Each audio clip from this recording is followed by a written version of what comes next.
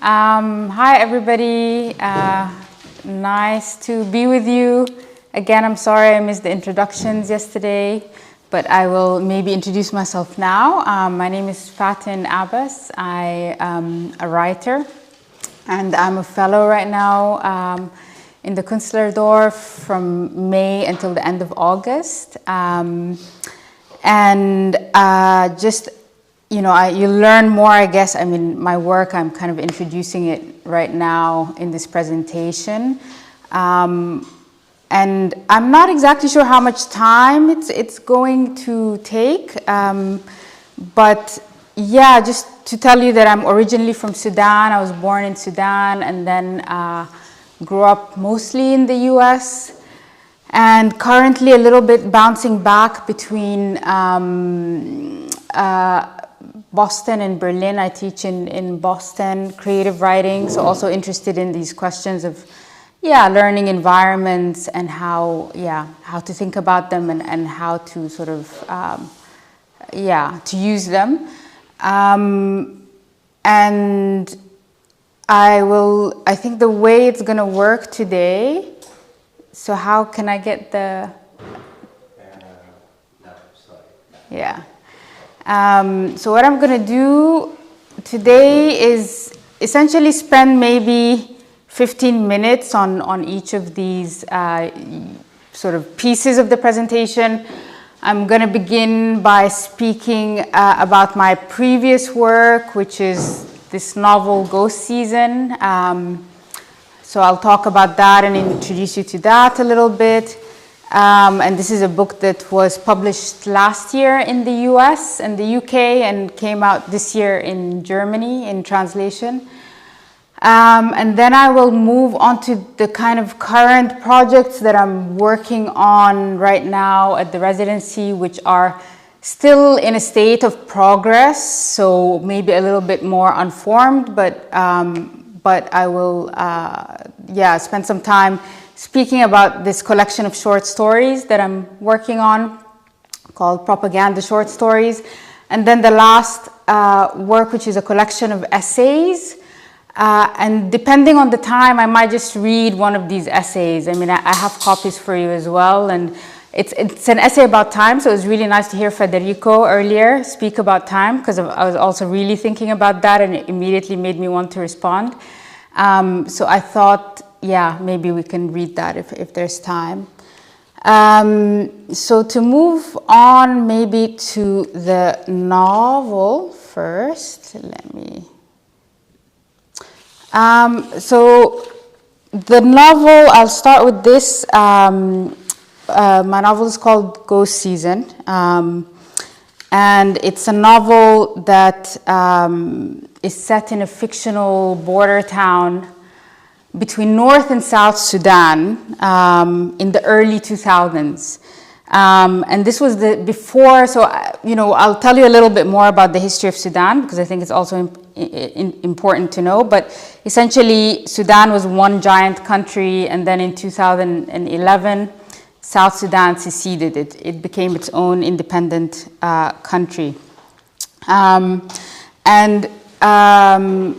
the book is sort of set in this border region. I was really interested in borderlands, border region. And it was kind of inspired by my time working with an NGO in Sudan, also a long time ago now, over 15 years ago now, but in this border region between the North and the South. And really thinking about borders, even though it was still before the secession of South Sudan. So also just to kind of give you a look at the maps, because maps are and map making and cartography are one of the themes of the novel.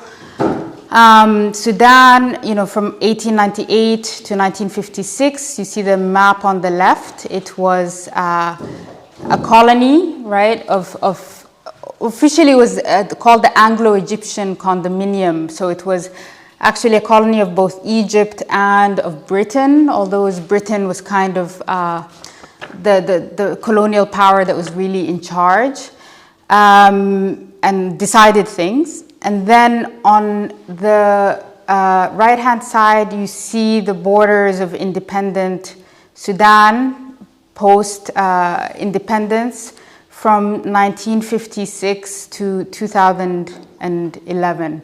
And at that point, Sudan was the largest country in Africa in terms of territory actually. But what happened with independence in 1956 is that this civil war began, which was essentially a civil war fought by sort of the South Sudanese, the region of South Sudan, which you'll see in the next map here, and against kind of the northern government, which was essentially, since independence, was this series of dictatorships that we had.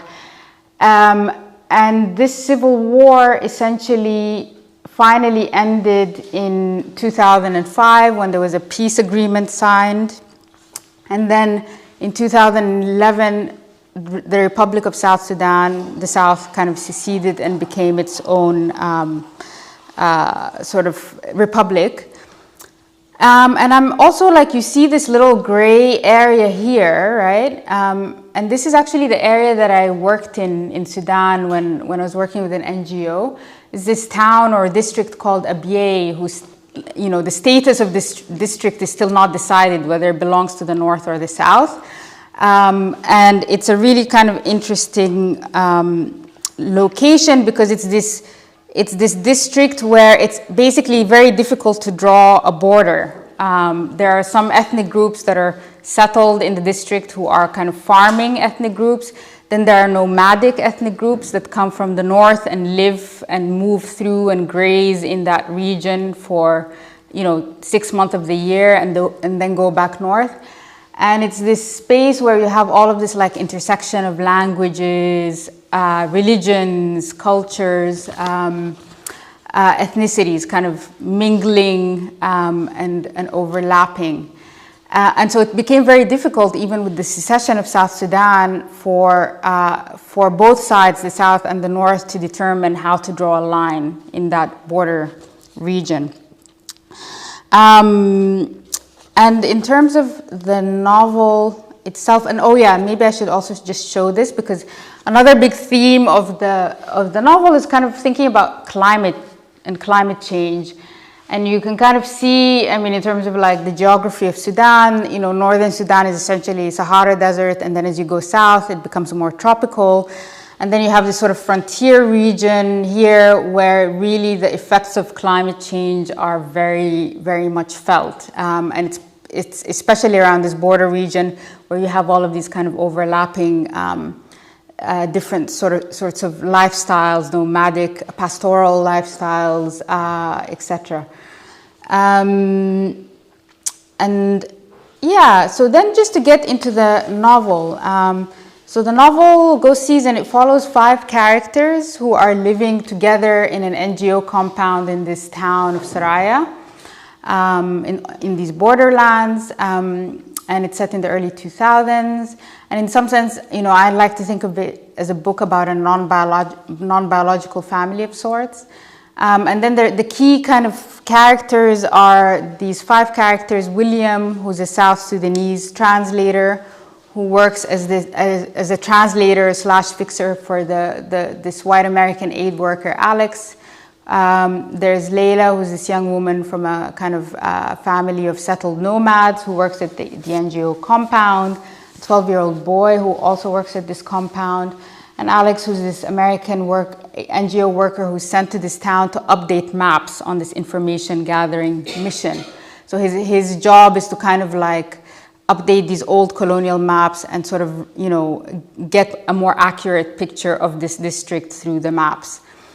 And then there's also Dina, who is this young Sudanese-American filmmaker, artist, who arrives in Saraya to make this art documentary. And the novel is told in close third-person point of view. Each chapter takes up the point of view of one of the 5 characters in alternating sections. And in terms of the plot, I mean, I'm not going to get into the whole plot, but the book begins with the arrival of this dead body. And it's this burnt corpse that's found by the riverside, by these herdsmen. And the background, of course, to this border region or to this town is that there's kind of the civil war unfolding in the background. And the civil war sort of becoming closer to the town. And so this dead body arrives, and it's kind of an omen, a bad omen of this civil war that's very much present and close by, but has not yet arrived in the town. And the thing about this corpse is that it's kind of unidentifiable. It's completely burnt. It's impossible to tell the ethnicity of this corpse, the religion, the gender of this corpse. And then it becomes a problem of like, where do we then bury the corpse? Which cemetery does it belong to? Which group does it belong to? So the corpse kind of immediately brings up all of these questions of belonging and ethnicity and group identity and so on, that then the novel goes on to explore. And then just some themes of the book, as mentioned. There's, climate change is something I was really interested in as thinking about in terms of like one of the root causes of the many conflicts that have been unfolding in Sudan, and the way that resources that have been shared over generations, for centuries and centuries, have become harder and harder to access because of climate change for different groups, and that's led to all kinds of conflicts. And then this idea of unstable and changing geographies and cartographies is also very important. And this is particularly important in the storyline of this American aid worker who basically comes to the town with this idea of like, I'm just going to make a map, it's going to be simple, and finds that actually it's very complicated to make this map, partly because of the geography of the region. It's this kind of dry, wet geography, so the rivers appear and disappear from one season to the next. And then also with climate change, things are changing even more drastically. People can't agree on the boundaries of like where are the boundaries of somebody's sort of farm and this pasture and so on. So he kind of goes on this absurd attempt, or he sort of goes on this almost like absurd attempt to make a map that is unmakeable somehow. It's impossible to make. The other theme, of course, is like thinking about, coming out of that experience of working with an NGO in Sudan, but thinking about this whole humanitarian industrial complex in Africa. So the NGO is kind of a thing in the novel. And the way in which I was really struck in that year working in Sudan at the way in which these colonial hierarchies were kind of re-inscribed in this humanitarian industrial framework, right? In terms of sort of the hierarchies between, for instance, the foreign and the European, the American staff, the white staff, and the quote-unquote native local staff, right? So that's also something I'm exploring in the novel. Another big thing I'm thinking about is this question of like the ethics of representation, which comes up in the map making, in the story of sort of these maps that are being made, but also in the character of Dina, who is the Sudanese American artist.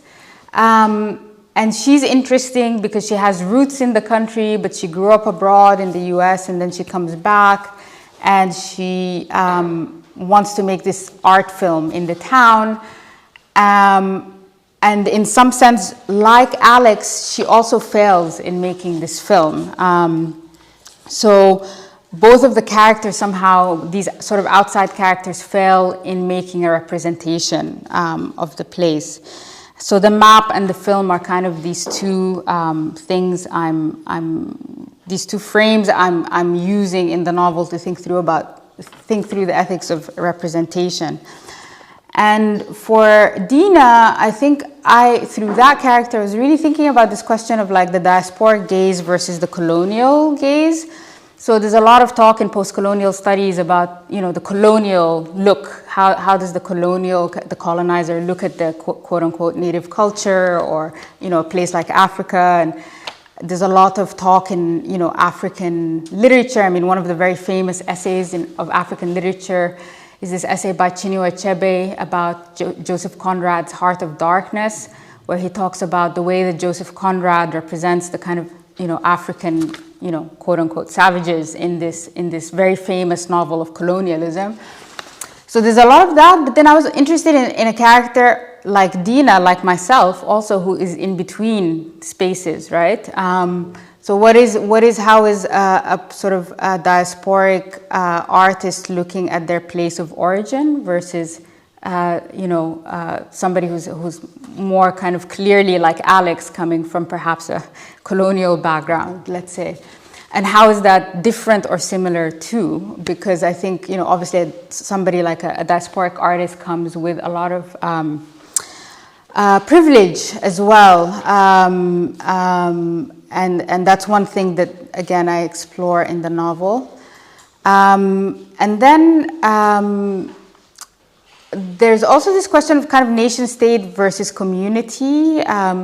So this idea of these 5 characters who are coming from very different backgrounds, religions, ethnicities, classes, nationalities, who are somehow forced because of the war to form a kind of community, right? A sort of a community that transcends these different borders and boundaries at the same time as they are in the middle of a conflict that is all about borders and defining group identity. So that's kind of another big theme. And then just again, to go back to the maps, this question of what is a map and the kind of colonial origins of cartography as we know it, thinking about, how does one make a map, who decides the parameters of the map, what do maps reveal and conceal about colonialism, climate change, social identity, etc. And the book, there's actually a scene in the book, so Alex is trying to make these maps, and then it's all going to hell, like it's all just a big mess. And there's this scene where he sort of has these old maps out on his desk. These refugee children are staying at the compound, the NGO compound, and then they go into his office and scribble all over these maps. So they kind of vandalize the maps.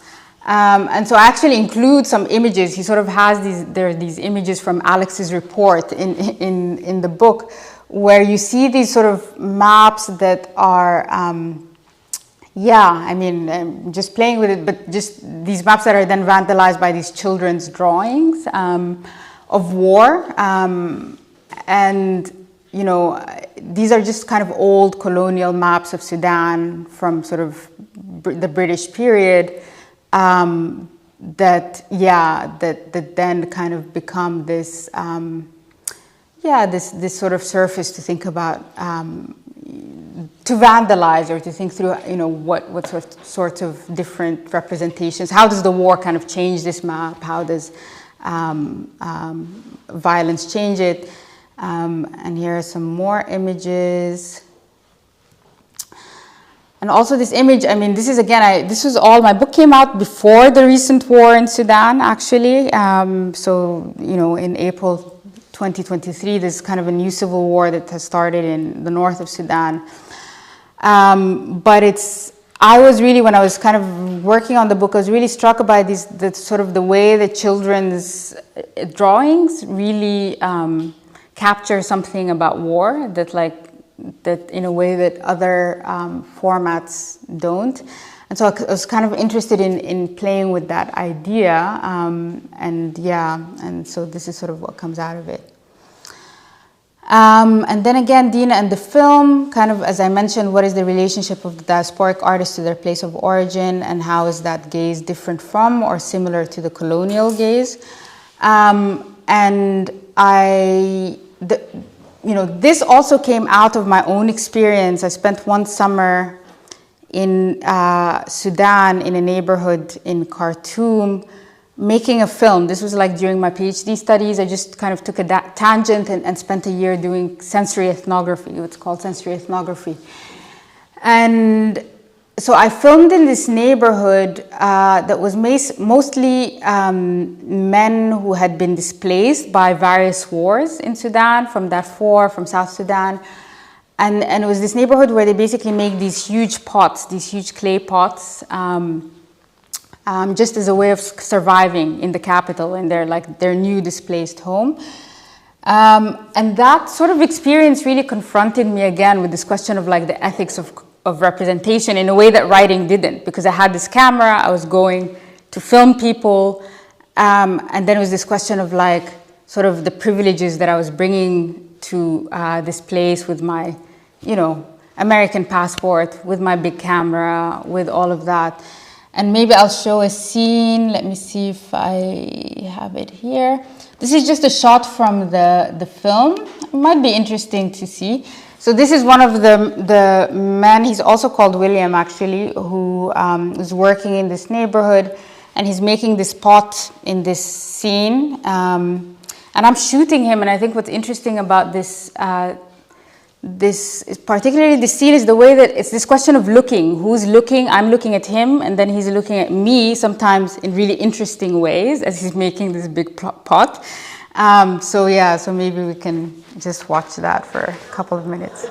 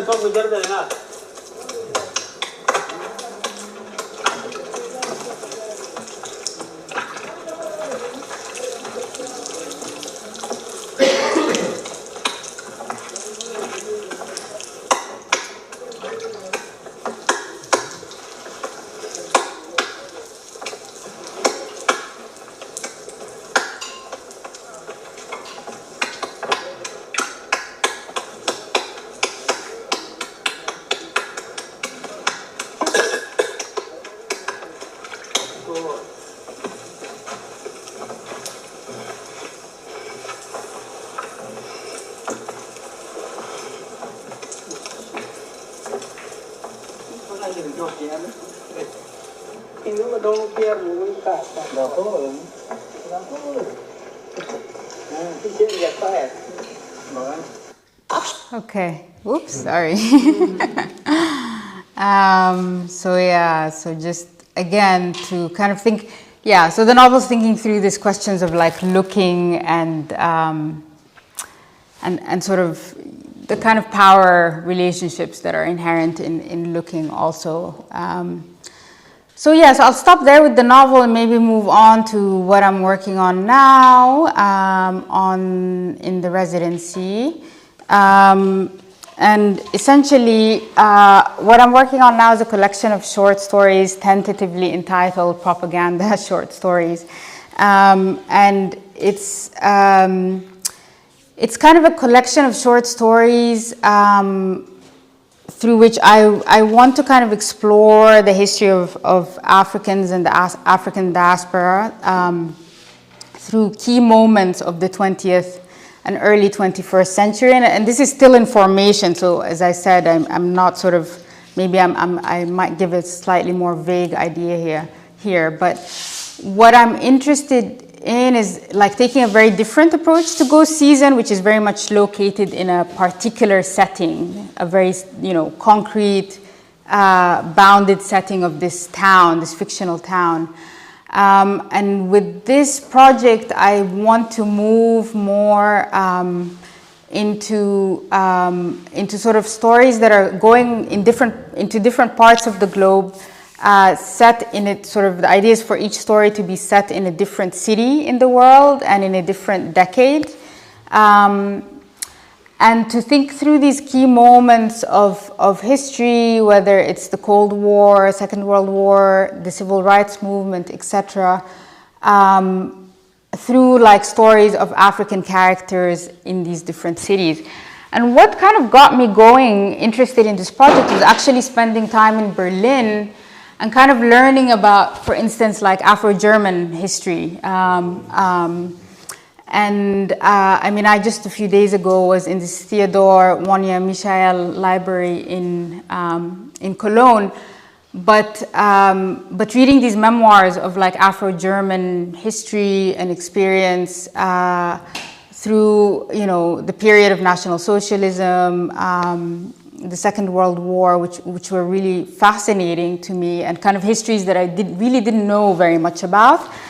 And for instance, reading also like this very important collection, which was, I believe, yeah, My Ayim, which also has a foreword by Audre Lorde.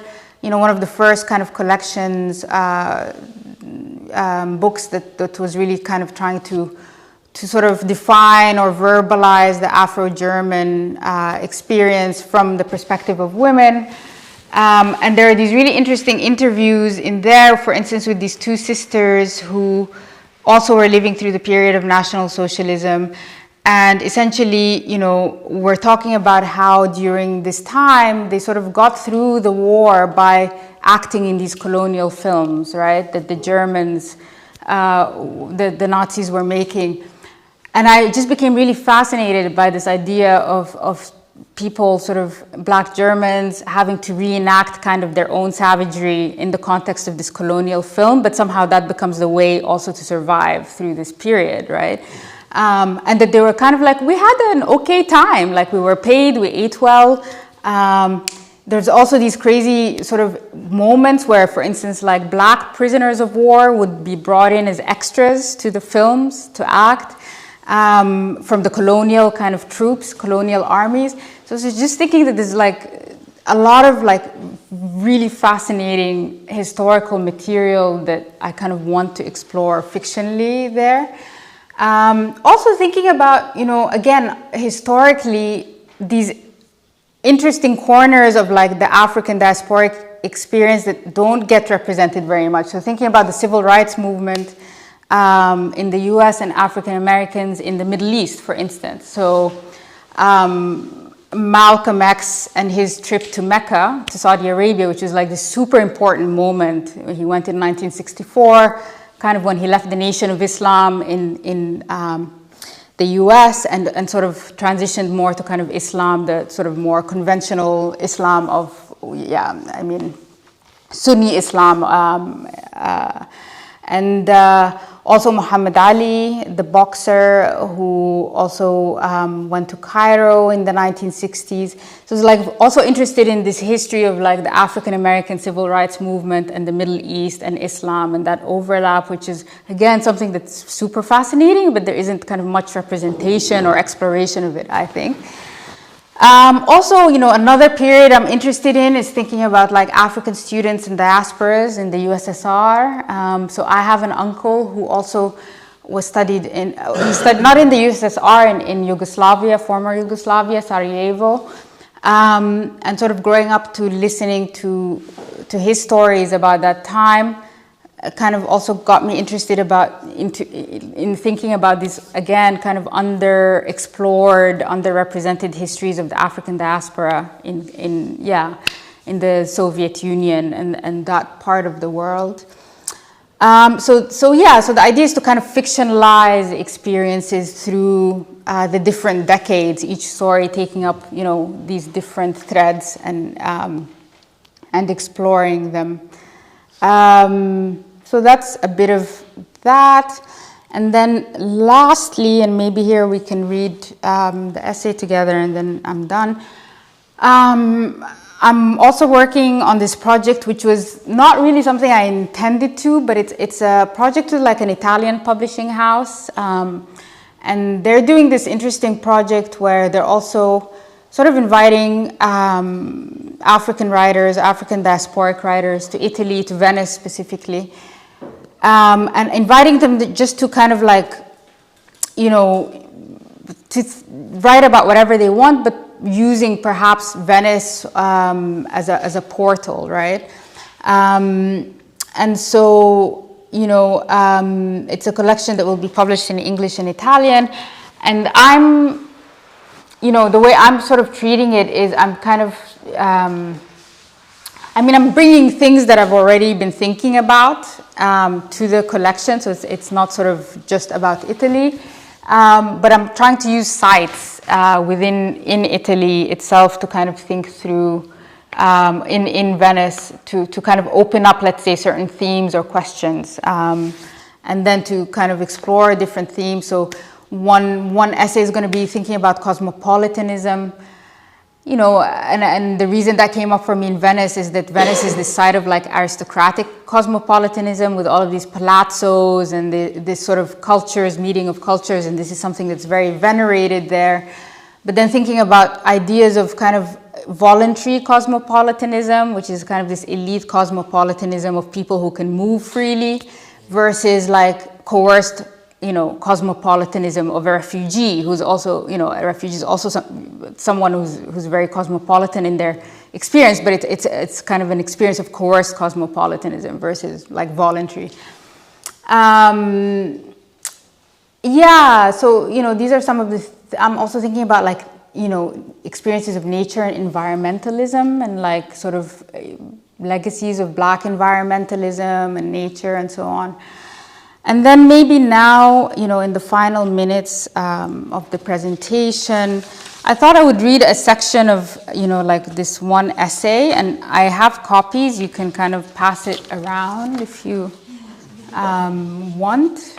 I don't know how many copies there are, but you might have to share.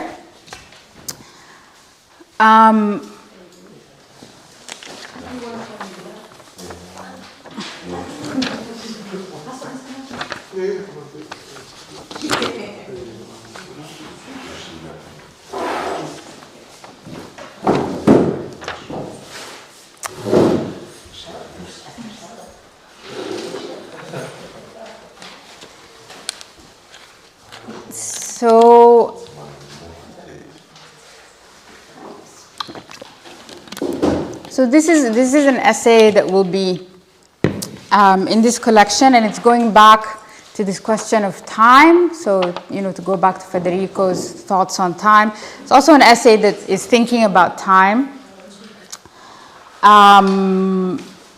And I think it's maybe interesting to think about in the context of making worlds and learning spaces, because for me, time is a very important thing to think through in that way.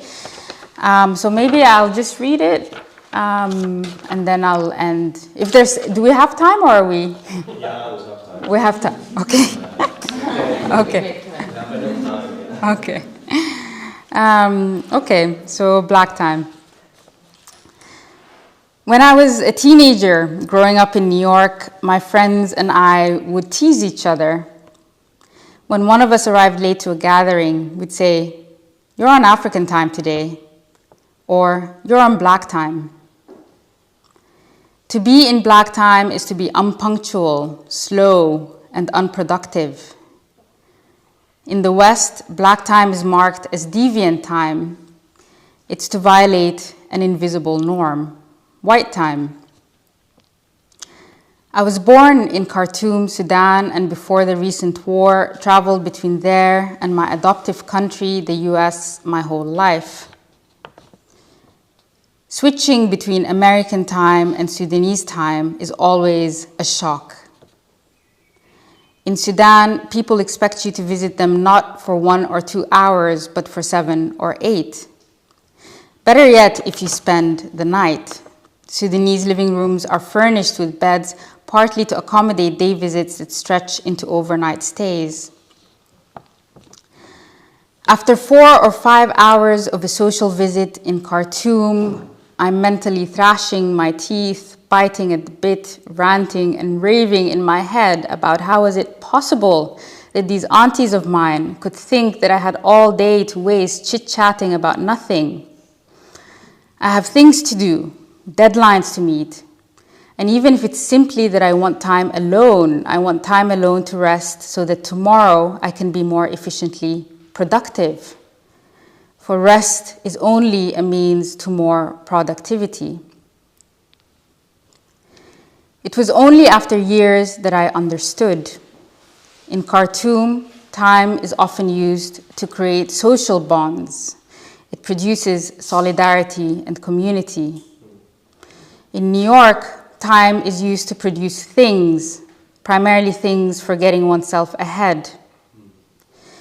This isn't to romanticize Sudan, where the labor of hospitality falls on women, the cooking, hosting, cleaning up that creates the conditions necessary for community. The communities everywhere are built on the labor of women. But the dissonance between Sudanese and American time points to the fact that the time I was used to in the US, that I subscribe to as right, as normative, is rooted in a specific culture and economic system. I'll call it white time. White time is Western capitalist time, understood as useful for producing material or intellectual goods for consumption. White time is linear, efficient, punctual, productive for neoliberal capitalism. The measurable seconds, minutes, hours that structure white time assume a linearity and progress that are, for many Black people, people of color, colonized people, queer people, any group shaped by histories of violence and illusion. Black time is a joke, but it's also deadly serious. It's marked by layers of trauma. Historical trauma of slavery and colonialism, out of which arises societal trauma of structural racism, out of which arises economic trauma of continued dispossession. Often, that trauma also filters interfamiliarly. Time marked by trauma is warped. Past, present, and future blend together. As Ralph Ellison's Invisible Man says, speaking from the underground, the end is in the beginning and lies far ahead. It's also why there's a ghost in Toni Morrison's novel, Beloved. The dead baby comes back as the trauma of slavery haunting the Black mother, Sethe, in the present. Sethe escapes slavery, but she can't move into the future. How can she? The more oppressive an economic or political system is, the more compulsively it controls time. During the slave era, most enslaved people were forced to work to the maximum, sometimes up to 18 hours of field work during harvest season, and given minimum time to rest, just enough to ensure that they continued to be productive. As historian Caitlin Rosenthal has shown, time-intensive labor practices under slavery served as direct inspiration for modern business management practices. For instance, the task system, which was a key means of organizing slave labor, it required that each enslaved person completed a minimum quota of tasks within an allotted time, was adapted by the two American founders of modern business management, Frederick Winslow Taylor and Henry Lawrence Gantt. Gantt had roots in a slave-owning family in Maryland, and his management theory was developed in the context of practices he'd witnessed on his father's plantation. Taylor and Gantt's business theory replicated slavery's time-intensive extractive techniques while jettisoning the institution itself. This isn't to equate late capitalism with slavery. Workers are paid even if badly, and they have rights even if fewer and fewer. But it's useful to consider the links between these two systems. Today, accounts of Amazon warehouse workers having to relieve themselves in bottles because it takes too long to walk to the bathroom in order not to miss the fulfillment demands of the company point to the ways that capitalism keeps workers subject by controlling time. The gig economy that has become prevalent is built on paying workers little enough so that they have to work more and more, 2, 3, 4 gigs simultaneously. Time comes under the control of an ever-ruthless market. No room to rest, protest, or be creative. No time to challenge a system built on the exploitation of the many for the benefit of the few. But sometimes people get fed up. During the COVID pandemic, Some of us experienced slow time, others a time crisis, and most of us got a taste of both, if in unequal doses. We realized that our relationship to time can be different. In the aftermath of the pandemic, many people quit their jobs. This great resignation was partly driven by the fact that people grew tired of employers who exploited their time while paying them terribly for it. But quitting one job for a slightly better one isn't enough. Younger people, Generation Z in particular, are waking up to the fact that the upward mobility hustle is a time waste. Inflation is spiking, the climate is going to hell, wars and genocides are accelerating. Those who ascribe laziness to these generations misread a shift in values. Young people are realizing that there are more meaningful rather than profitable ways to spend their time. It's also why they embrace radical initiatives such as universal basic income, which are more popular amongst the young. Something like basic income is visionary because it can liberate people not just from economic precarity, but from time deprivation. It gives time not only to the rich, but to the poor, to mothers, to artists, to those who are working not for the profit of a corporation, but for the public good. It can open up exactly those spaces for rest, protest, and creativity necessary for confronting the challenges we face, from climate change to white supremacy to the gig economy. We should lay claim to basic income, to slow time, to any notions of time that challenge the logic of the market. That includes black time. Because it's out of sync, black time disrupts the efficiency of neoliberal capitalism. It reminds us that there are conceptions of temporality that exist outside the norm of white time. Black time registers the traumas that shape the histories of marginalized groups. In slowing things down, it makes space for solidarity and community. Which brings me back to my aunts in Khartoum. Since writing this essay, a war has broken out in Sudan. My aunts have had to escape to safety, most to Egypt, some to the far north of the country. Amongst the many lives and livelihoods, homes and places and things that have been lost in this war, I'm afraid that what may also be lost is the sense of time preserved in my aunt's living rooms. The time of afternoon visits that stretch to evenings, of cooking and eating together, of resting together, the time of chit-chat, of slowness and communion. Thank you.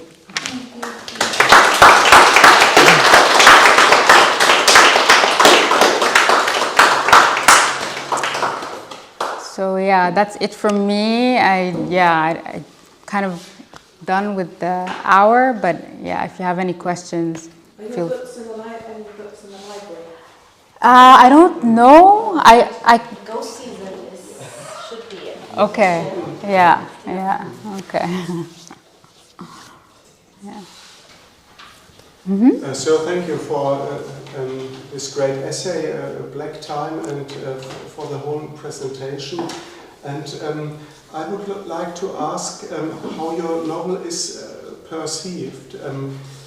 Can people in Sudan read the novel, or do only the people in diasporic constellations in the US and perhaps in Germany perceive your writing?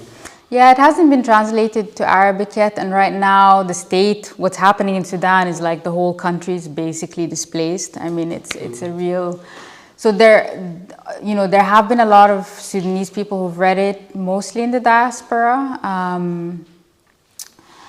And yeah, the reaction is interesting. I mean, I think mostly it's been very positive. What's interesting about the way that different audiences read the novel, for instance, when a Sudanese reader reads the novel, they know immediately that this town, Saraya, is a fictional town. Like, they know that this place doesn't exist. And then when I have, for instance, somebody who's not Sudanese read the novel, they'll often Google the town and try to find it on the map, and then it's not there, which is also interesting because it's something that I sort of I wasn't exactly anticipating this happening, but I do also want to think about these questions of authenticity, that me as a writer in the diaspora kind of writing this projection, this story of Sudan, which is entirely my story and which is one of like many millions of stories that could be told, right? So I don't know if that's answering your question, but I think that it's right now the novel is resonating because of the war, because of, it's about the North-South Civil War, and the war that's happening now in some sense is a kind of, it's some variation of that original war that was there. So yeah. Yeah. Thank you so much. Do you often collect, like, for this presentation, like the maps and the images and photographs, and do you work like that do you work quite visually as a writer? Yeah, it was really interesting. I think because I had this experience with the filmmaking, and that really influenced me, even though I left it. I wasn't like, okay, I don't want to be a documentary filmmaker, but I am very visual, and I think even in terms of reactions I've gotten to the novel, the experience of reading it is that it's a very visual novel, that you can really see things, that in a way, like, I write so that you can really see. And so I do think I'm influenced by visual culture, by film, and that's working its way into the story through some of the characters, but also in the writing, in the narrative style of the novel itself. Absolutely. Like the research is very visual. And the research also is very visual. So yes, absolutely, like looking at these maps, thinking about, like this changing map also of Sudan and what that means. So yeah, absolutely. Also, that was a thread there. Yeah. The children drawings. But maybe, sorry if I missed it, but they were actual drawings? No, this is just me and a graphic designer friend messing around on the maps. But I draw like a 5-year-old anyway, so it worked well. Yeah. It was actually the same question. When we asked who made the... Yeah, it was, me and a friend who helped me, yeah. But still, you were also talking about like how children perceive maybe, or like draw, and how they reproduce something, or like they translate something they have experienced into images. And so you've also like observed that somehow. Yes. It's also part of the research. Yeah, because I think when I was researching the war, the North-South Civil War, and this is maybe something I've spoken about before, but this thing of having like a factual record of the war, like X number of people died, X number of people. And for me, there's something so flat about, then it flattens the experience of that violence in a way. So I think part of the research was also looking like into other entryways into the war. That gave me a sort of a more kind of like visceral understanding of what people went through. And for me, children's drawings are very powerful in that way, that there's something about the experience of war, the children's drawings communicate for me that, reading some like UN report just doesn't do, right? And that's also why maybe like writing a novel about a war as opposed to, again, like writing a news story. It's an entirely different thing, and it's what we were talking about yesterday about trying to kind of access a kind of emotional knowledge into a subject as opposed to a kind of more, rational, factual knowledge about the subject. So I think that's also, maybe that's why the children's drawings are important. Yeah.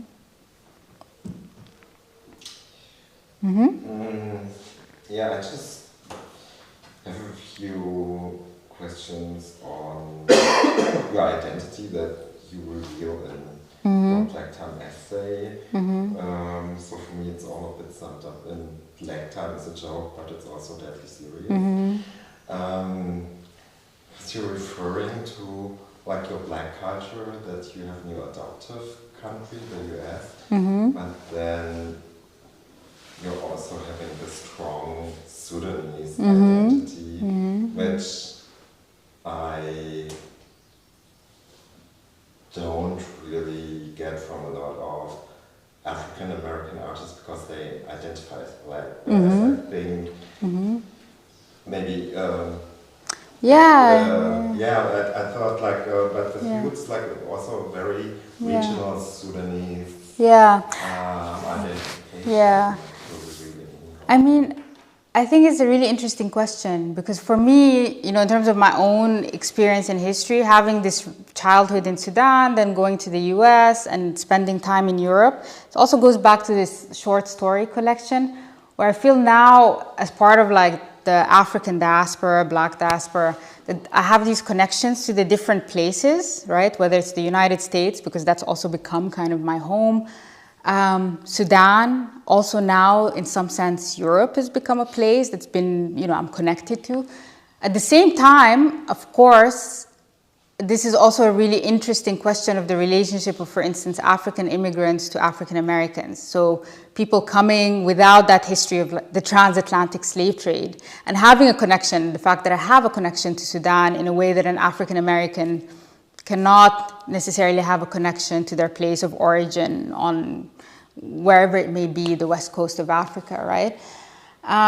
So there are these also different senses of time that there is, even within Black time, and maybe this is something that I'm also thinking through in the essay and that perhaps needs to be elaborated, like different, that even within Black time, there are different categories, right? So the kind of time that I talk about in Sudan is different from this time of trauma that is then perhaps linked more to histories of slavery in the US, right? So there are all of these layers, absolutely. And for me, I think as a writer, it's partly like finding my way or negotiating all of these different kind of diasporic spaces of Blackness, whether that's in Europe, the US, and then in the place of origin, for me also Sudan. Somehow reminded me of a novel that I haven't read yet, which is called like Americana.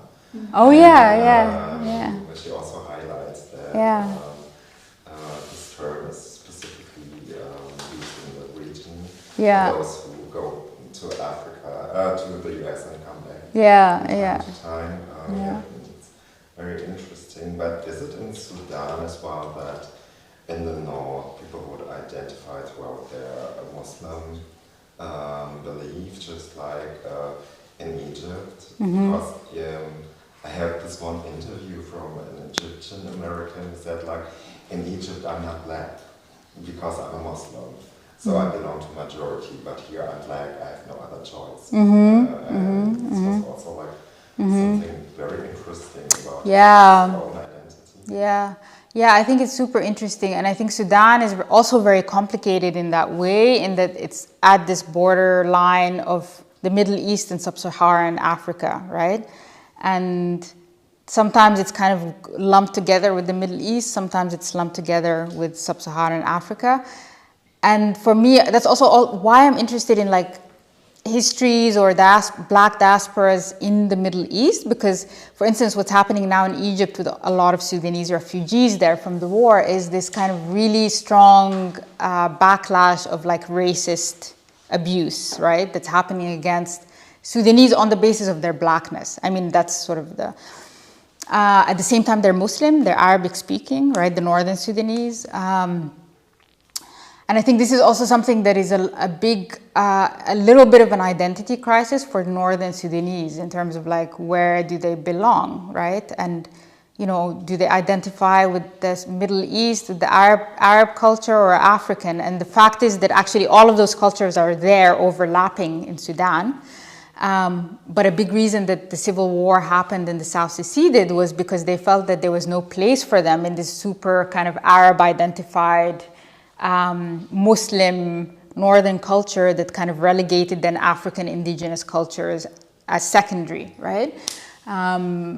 So it's also like a super interesting question, And my very last question is, does taking all this into consideration, help you to integrate in the African diaspora here in Germany? Because in my experience, most black people here in Germany identify with their African heritage because the majority comes from African or Caribbean countries. So this makes it to me very different to the US, where there's just like we're all black, and more like a Pan-African identity. Whereas here in Germany, so as you identify very much as American Sudanese or like European Sudanese, like how is the exchange in the German African diaspora? Yeah, I mean, that's also my sense here, at least in terms of like the friends who were born in Germany, who grew up, a lot of them, I mean, for instance, like close Eritrean German friends, right?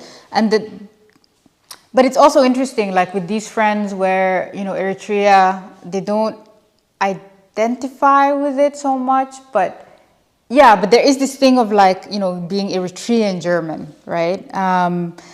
And so, yeah, so I don't know if I have an answer to that question, but I would say that a lot of like the friends that I have are coming from immigrant backgrounds or came as refugees maybe to Germany, and that there is some kind of like an identification with a particular part, right, a particular country or a region also in Africa, right.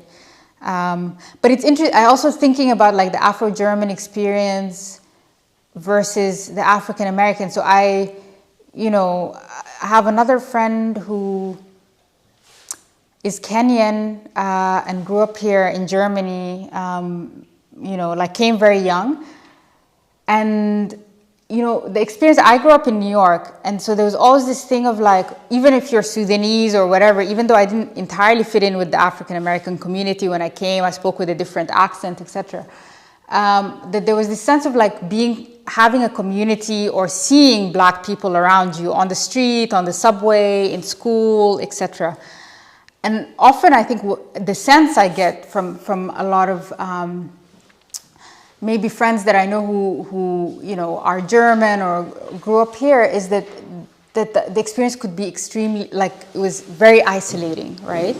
This thing of not, or like finding a community was a thing, right? It was a much harder thing than if you're kind of living in New York versus in a small town in Germany. And even this, for instance, this thing of like mixed race children, Afro-Germans with like a father who's gone, an African father who's gone, and a white mother, and this experience of alienation, kind of racial alienation in the family where your own mother cannot kind of understand your daily experience of being. Like the hair. Yeah. So that's all really interesting to me because that's very different from the US, I would say. Yeah. I have one thought about what you were saying, and I want to share an experience more than a local experience because of the Colombian centralism. There's like a common belief that people from the north coast of Colombia are lazy, are unpunctual, unproductive. So it's more from the notion of the Caribbean. So I feel so relatable to what you were saying, and because of the weather, the hot weather, they are lazy now. So I think it's that to be able to separate time from its traditional utility and transform to a place to rest, protest, and create is so important and urgent, I think, for all cultures. Yeah, I agree. And I think time for me was like this unexamined thing. Like we just take it as it's the objective thing of like, it's hours, it's minutes, it's the same for everybody. And I think something about the pandemic really got me thinking about this, but time is actually, it's also depending on who you are, where you are in the world. Like it's experienced very differently, and it's used very differently. So you look at people in Sudan, they're just hanging out all day, and they look like they're doing nothing. But I'm actually like, even this war, people survived this war because of these bonds that were formed in that time, because people were helping each other, they were getting each other out, they were, so it's like, that's also, again, I don't like to use the terminology of capitalism in terms of like productivity, but the way that then, time, this kind of realization I had that, that's also not like wasted time, in a sense, that it's also making something is being created in that time, right? But it's not a product, it's not a for profit, it's not, something for the market, let's say, yeah. It's only a very small comment. There is a book of Yun Han who's called Sense of Time, Luft der Zeit. Okay. And the time that you have not been lazy, that you have not been enjoyed, that you have not shared, is time without sense, without perfume. Yeah, I have to read that. Yeah.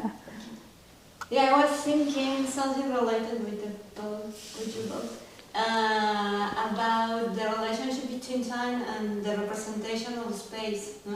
In Mexico, I found a book titled Realismo Circular, that means like the circular realism. And it is a study about the way of representations of space in Mesoamerica, and how with the conquer, the syncretism created another way of representation of space. No? So the author said that they create these kind of maps, but like in a circular way, no? And she said that that kind of shape is related with the concept of time that they had, because their time was circular too. No? It was not linear. It was circular. So the time and the space, the representation of both are related. And also I'm thinking about, for example, the Popol Vuh. In the Popol Vuh, it's an ancient book about the creation of the universe for the Mayas in the time of Mesoamerica. And one part of the Popol Vuh is like the things that they are expecting for the future, no? So they said that the universe had like the gods create the humanity, something near the humanity, 5 times. No? The 4 before were like a mistake, and they destroy it. No?